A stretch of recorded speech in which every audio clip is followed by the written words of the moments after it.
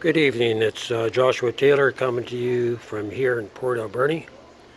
It's about 5:30 at night. I spent most of the day just looking for parts and doing a little bit of fabrication on this Joepipe dual feed, and a few kinks to get out.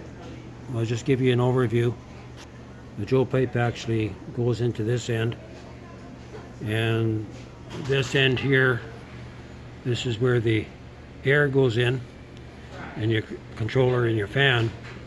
So I managed to look around for various parts. I found this plastic piece of black plastic, and that was shredded, and I was able to get this nipple that threads into there and reduces down to 1/2 inch. And so I connected that onto a T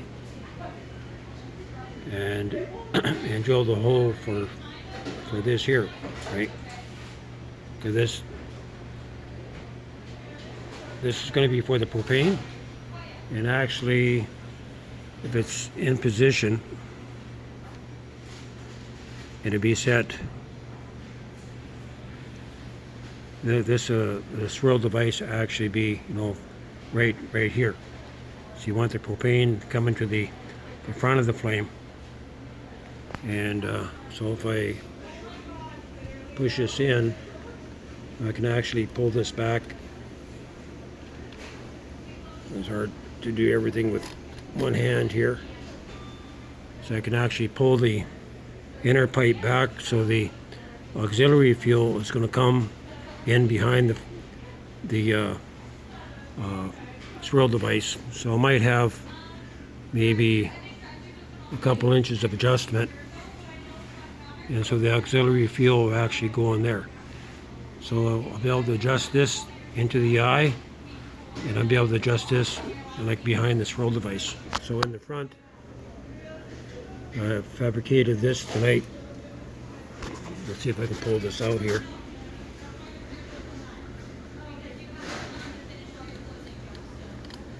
This is where you need a stand. So we're going to look down the bore hole. So I still need to shorten these screws. You can see that the bolts need to be shortened about 1/4 inch, because this is going to actually slide on the bare spot of the T where there's no threads. So I'll be able to adjust this, at 2 or 3 inches in from behind the swirl device. So when I get it up and running, I'll start it on the propane and the air, and then when it's all heated up,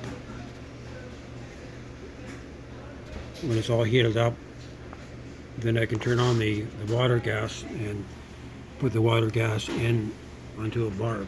So this is just a kind of like a one-on-one update on the construction of this most recent Joepipe configuration. And I still need to build 2 Joepipes here. One's going to be out of copper and one's going to be out of quartz, about 1.25 inches, 1.5 inches. And then I'm going to start manufacturing the different swirl devices that can go into the system. The different designs operate, they have different operational values as far as the heat produced and the type of flame that's produced inside the pipe. The Joepipe is a implosion device, and it operates on flashback. You don't need no special orifices, just these basic settings. Like different furnaces and all that, each one has their own orifice here. You don't require that because it's not an explosion feed. All right, just going to leave it here and get this uploaded. This is going to be uploaded, I believe this is going to be episode 8 under Exodus 2 Live, but it'll be under the Joepipe technology. By the way, we had 5 earthquakes today since this morning, right up to about 4 o'clock. couple of 5.5s, a couple of 6 points, and a couple of 4.5s out in the ocean on the north end of the island. So we could be warming up to the big one here on the island. Just keep us in prayer. I'm Joshua Taylor, coming to you with the Joepipe technology upgrade from here in Port Alberni, British Columbia, Canada.